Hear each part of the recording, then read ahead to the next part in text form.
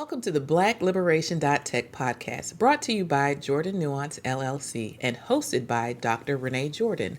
This podcast is a accumulation of Dr. Jordan's dissertation work and her passion for empowering Latinas, Afro-Latinas, Black women, and girls to navigate the academic and professional worlds with confidence and success. Whether you're a mother or a guardian guiding a child through grades 6 through 12, an undergrad or grad student, someone working on a dissertation or thesis, or simply looking to carve out your niche in the career landscape, this podcast is for you.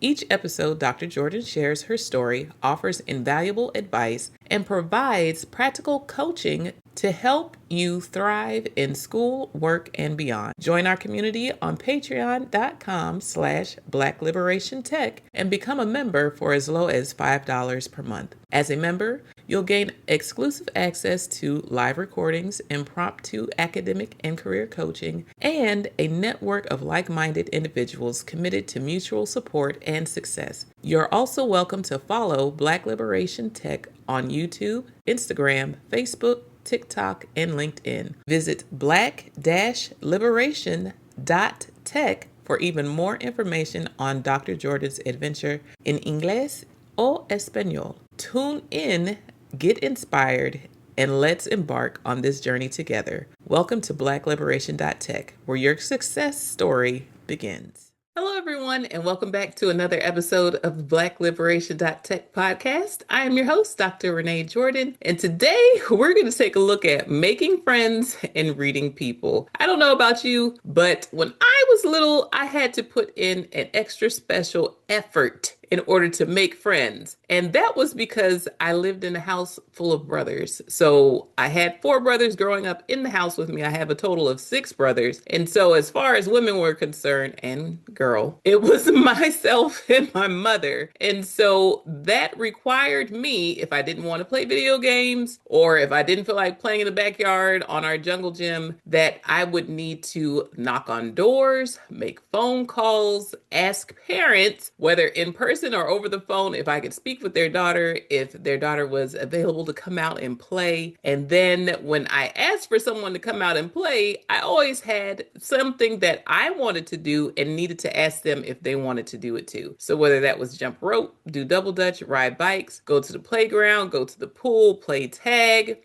play with dolls, whatever the case may be. However, we could entertain ourselves until the streetlights came on. That was my goal and purpose, was to seek out friends to hang out with. And those friends were in the neighborhood. They were in my sunshine band and Sunday school, as well as youth choir. And other friends I actually met at school. And so I would write down their phone numbers, memorize them, and talk to them after school and ask my parents if I could go and visit them. And then they would drive me there to their house so that we could hang out for a little bit of time. And so that required me to have initiative and take initiative when it came to making friends, keeping in contact with people, getting to know people, asking them what they liked, and comparing that with what I liked, and whatever we liked together, we could do those things. Or perhaps we would have to trade. One day we would do something that they want to do, and the next day I could do something that I wanted to do. After all, my mother was not my friend,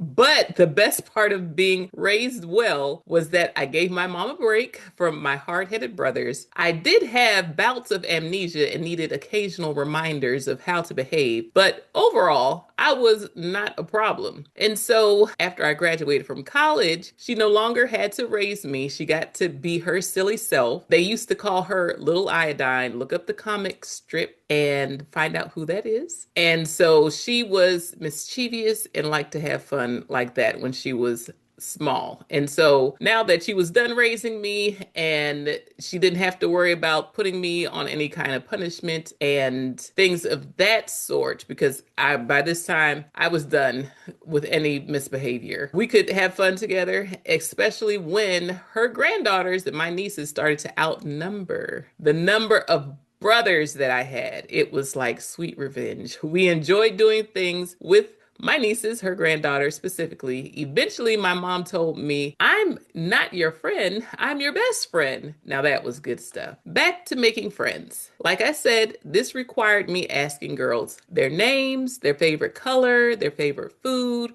where their family was from. I had telephone numbers memorized at this point. This was back when you actually had to push buttons to call someone on a landline. And I would jot their phone numbers down in my phone book and addresses because we would write each other notes and send cards to each other in the mail. I talked to their parents when I called or knocked on doors to ask to speak with their daughters or to find out if she could come out and play. I had to ask if they wanted to play jump rope, double dutch, go to the playground, go to the pool, ride bikes, play tag, play with dolls, go to the ice cream truck, and anything dealing with the great outdoors until the street lights came on. Shout out to Latoya, Nicole, Crystal, Annabelle, Wendy, Natalie, and Felicia, who grew up in Ramblewood with me in Largo, Maryland. Here's to Kettering Elementary and Samuel Elementary crew, Rachel, Tiffany, and Courtney. Also, my fellow Sunshine Band, Sunday School, and Youth Choir girls, Tabitha, Myra, Jovan, Tatiana, and so many other girlfriends. I understand that the sense of community has changed over time, and just because you occupy the same space with others, that does not automatically mean that you will find people to make friends with. So, just out of curiosity, how are you or your girls making friends these days? Are you making all of the arrangements or are they involved in the asking process? Are they asking questions to get to know each other or viewing them as someone to follow because they appear to be someone they might like or want to hang around? Are they organizing their adventures, going with the flow, figuring out who they want to spend more time with in smaller groups, and deciding who they want to invite to come to their party? Can they tell you why they get along? And do they know when their friends aren't playing anymore? Or when they don't find something funny? How are these social cues and interactions taking place these days? And how can you place more of the responsibility on your girls, whether they are your daughters, nieces, or cousins, or mentees? How can you place more of the responsibility on her for making friends, asking questions, asking to play or go out? And how are you talking to them about what works for them and what doesn't work for them? These are just some thoughts and questions that I wanted to ask and share. So based on all of this, I want to ask you a few more questions. How do your daughters make friends these days? Are they the ones doing the asking, or are you arranging it for them? What are they learning about reading social cues? Do they know when someone is done playing or when a joke just didn't land? Are they building friendships through shared play, or are they following someone because of what they post or wear? How do you help your child take ownership of building relationships, from the asking to the can I come over to what's your favorite snack? Let's think about how we teach our girls to build community, not just to be included, but to initiate connection, not just to follow, but to ask good questions. Now, I want to shift a little bit and talk about learning from examples, learning from the examples of others, especially in books. Now, I was a little girl who was very observant. Specifically, I watched the mistakes and victories of others and took notes. In addition to those who surrounded me, many of the examples that I learned from came from books. In high school, I was definitely on the Terry McMillan book train. I would ask my dad to take me to Borders bookstore so that I could buy her books with my lunch money. My dad shared with me when he saw that I was picking out her books that she was a prolific writer. And I wondered to myself, has he read her books? I tore through those books in amazement and kept in mind the wide range of dynamics between women and men and others as they navigated life's journey. Alongside Prince Charming, knights in shining armor, and fairy tales, where did you and your girls read about the different types of interactions that take place between women, men, and others? Books gave me insight into how people, especially Black women, navigated love, heartbreak, joy, sisterhood, and everything in between. Terry McMillan taught me that women could be bold, messy, loving, complicated, and worthy all at once. Maya Angelou taught me to rise even when the world tries to press you down.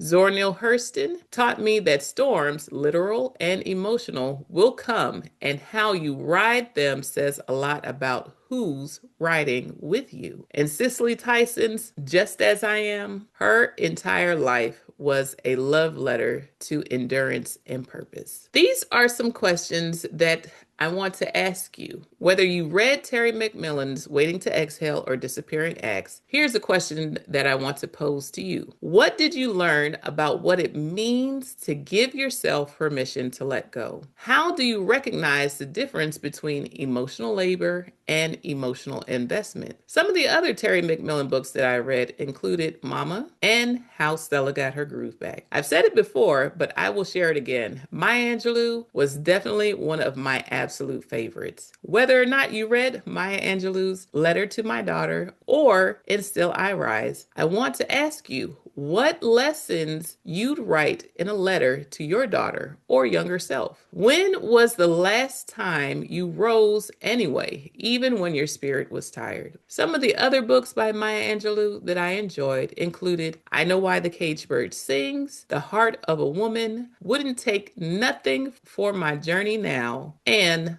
Phenomenal Woman, 4 poems celebrating women. Now, if you read Zora Neale Hurston's Their Eyes Were Watching God, here's the question that I want to ask you. What did the storm teach Janie? And what have your storms taught you? Now, whether or not you've read this story, I want to ask you, when have you walked away from what was comfortable in search of what was true? There was a book published in 2018 or so, and the title of that book is Barracoon, The Story of the Last Black Cargo. And it includes interviews that Zora Neale Hurston conducted in 1927 with essentially the person who was the last survivor of the Middle Passage. And his story definitely struck a chord with me because I had not heard it before. His interview offered a different perspective, and I would definitely recommend reading it if you have not done so already. Now, Cicely Tyson, Just As I Am, was a memoir that I read recently. Recently, meaning within the last 5 years. I'm not a part of Book Talk or any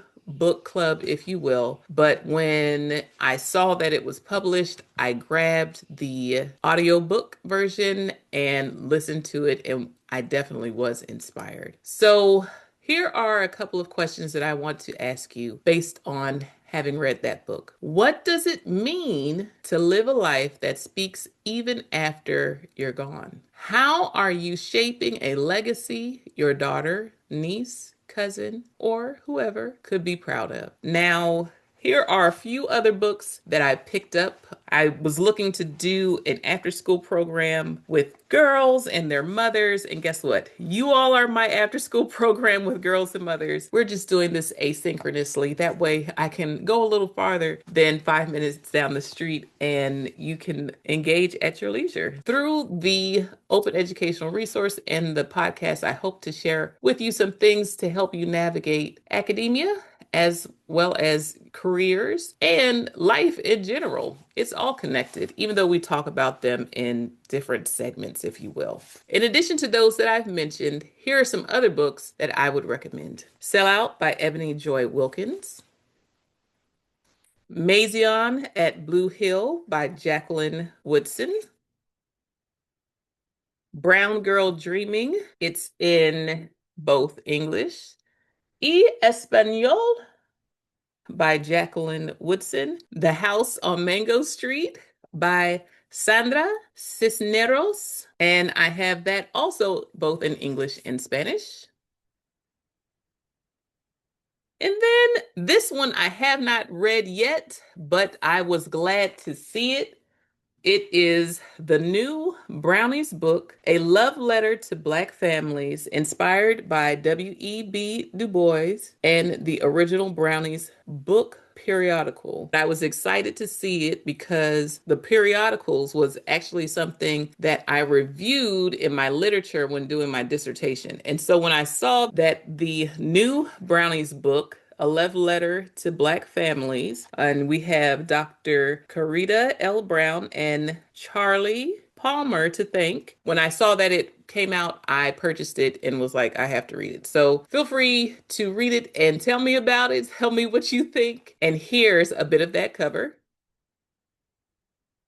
So I want to once again encourage you to read good books, ask people out and talk to them about things that you both find interesting. Learn something new by asking more about things that they've experienced that you have not had the opportunity to or have limited experience with. And hopefully make some friends. Give people a call, knock on their doors, make sure you call before you go to their house. We don't live in a day and time where you just go knocking on people's doors anymore, I don't think. You call, you let them know you're on the way, and then you knock on the door and say, hey, I'm here, and have something ready for the both of you to do that you will enjoy. So before I close out, here are a few more questions and some thoughts. When you are reading, are you just turning pages or are you taking notes? What are the interactions, the unspoken rules, the tender moments that make you pause and say, oh, wow. We don't just learn how to be people from our parents. We learn from the girls we play tag with, from the women in books, from the questions we asked when we were young, and the ones we still haven't found answers to. If this episode sparked a memory or made you think differently about how your child or even your younger self made friends, leave me a comment. Let's talk about it. Thank you for tuning in to the Black-Liberation.Tech podcast, brought to you by Jordan Nuance LLC and hosted by Dr. Renée Jordan. We hope today's episode has inspired you and provided valuable insights to help you navigate your academic and professional journey with confidence and success. Remember to like, subscribe, and share, as well as rate and review the podcast to help it become more discoverable.